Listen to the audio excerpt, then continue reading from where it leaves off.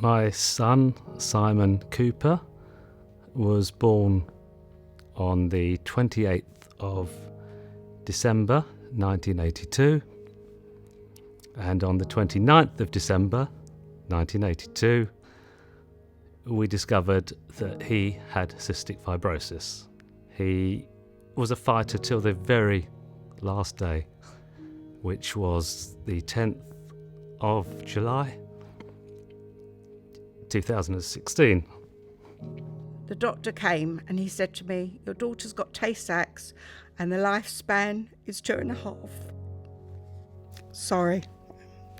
I lost 2 children with Tay-sachs. I would have had a daughter now who would have been 53 and a son who would have been 51. There isn't a day that goes past where I don't remember or look at photos or just think what might have been." My wonderful son, Adam, died at the age of 39 of cystic fibrosis. I know it sounds strange, but I still look for him everywhere. I know I'm never going to find him. My wife and I had a young baby who passed away 22 years ago, called Madeleine.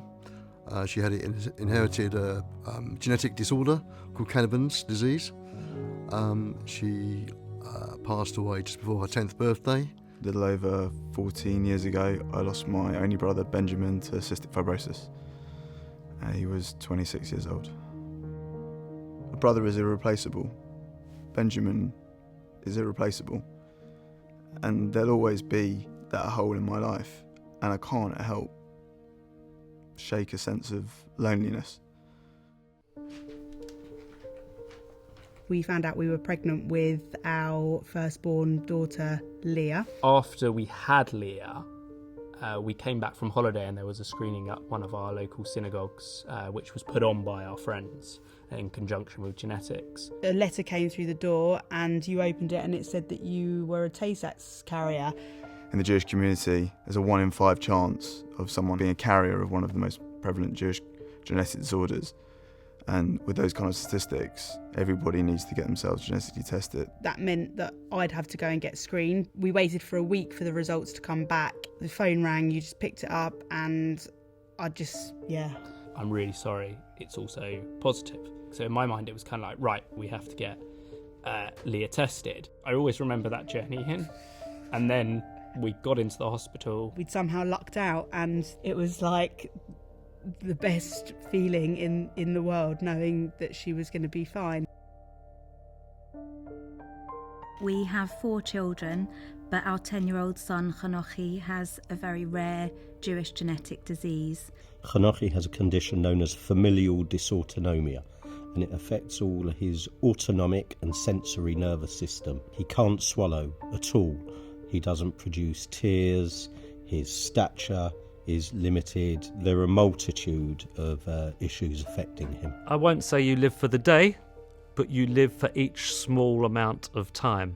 Of course, there were periods during his life when he was hospitalised, and so we had to contend with that. So I worry very much what will be when we're no longer around to care for him, because the level of care he needs is just unbelievable. At that stage, for me, my emotions went obviously being relieved, but to very, very angry at the Jewish world because we didn't know about this. It's an amazing outcome, but how do we prevent this? And I think that's obviously where our relationship with genetics, because before then, and other than us having the test done, we didn't really know about genetics. And I think that's why it's so important to raise the awareness of the charity. Jnetics is all about education for young and not so young Jewish people who are thinking about having children, who are concerned about their genes. And I think it's very, very, very important so that people become educated and not bury their heads in the sand. Really, people should be tested. If there was a test years ago, I would have had it done. Not only for what it will benefit in your own life, bringing up children, but what their life will be. So if someone's considering screening and they don't know whether to go ahead or not, I think we both feel very strongly that there's absolutely nothing to lose by going ahead. The screening process is so easy now. There's not a blood test involved. It's done through a saliva test. Jnetics organise all of it. So it couldn't be any easier to be screened. We decided for the next child we didn't want to go through that again. So we looked into IVF, and we had a chat about what is known as PGD, which is basically where they can screen the embryos beforehand. We had these two, and they put one in, and then Lauren found out she was pregnant. And it was just the most amazing feeling to know that, we're pregnant with a baby, and this child would be Tay-sachs free. We went for an early scan. And immediately I saw the heartbeat, so relief, we know we had a healthy child. But then he went completely silent, and I just went, is there two?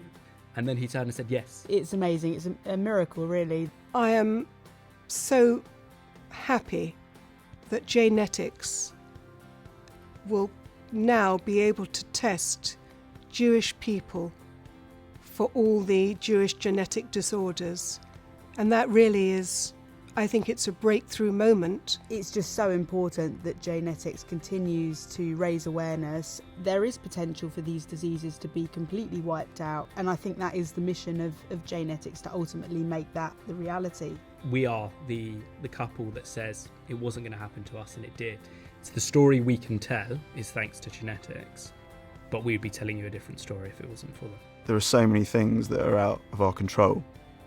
So many things that require, massive leaps and medical advancements. And so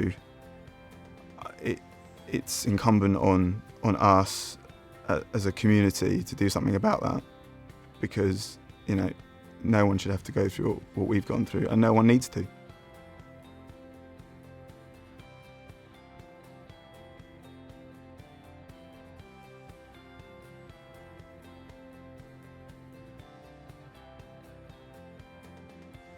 I'm Ruth Angel, chair of the Raise to Erase dinner. I hadn't expected to be speaking to you in circumstances like this, but they only make my appeal to you even more critical. Our son Benjamin was born with cystic fibrosis, one of the life-threatening genetic disorders which we now test for.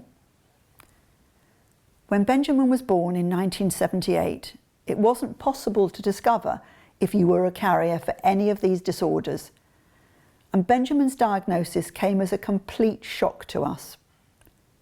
We were two very young parents and had to struggle for years with hours of physiotherapy each day, food aids and supplements, intensive drug therapy, and a very different way of life from the one we had envisaged with our new family. When 23 years later, and after overcoming huge obstacles, Benjamin qualified as a doctor, he told me that we should concentrate not on a cure for cystic fibrosis, but on making sure no more children are born with not only CF, but any of the other, some even more terrible genetic disorders which affect our community. Benjamin died in 2005, aged just 26. Leaving behind his new wife, his brother Jonathan, his parents, and the rest of his family. We were devastated and have mourned his loss every day for the past 14 years. So, our family will never be the same again. But you have it in your power now to ensure that future children in our community are born free from these disorders, so that never again will they or families in our community suffer as our family did. We cancelled our dinner to help save lives, but that cancellation critically threatens our life-saving work. Please help us. Help me to fulfill the promise I made to Benjamin and the obligation we owe to the other young people we heard about in the video: Adam, Simon, Madeline, David, Deborah Chanochi, and so many others, by eradicating these disorders so that our children and grandchildren have the opportunity to live and fulfill their dreams. On your email is a donate button. Please press it and complete the pledge card. The theme of the dinner was Raise to Erase, and I'm sure many of you had in mind a donation you were going to make if you had come to the dinner. The fact the dinner is not going ahead is a huge financial blow to us, and so I ask you now, when you do complete your pledge, please, to erase the donation you had in mind to make, to raise it to a larger amount, and so help us to erase these terrible disorders. It is truly in our hands to do it. Thank you so much for watching and for your generosity.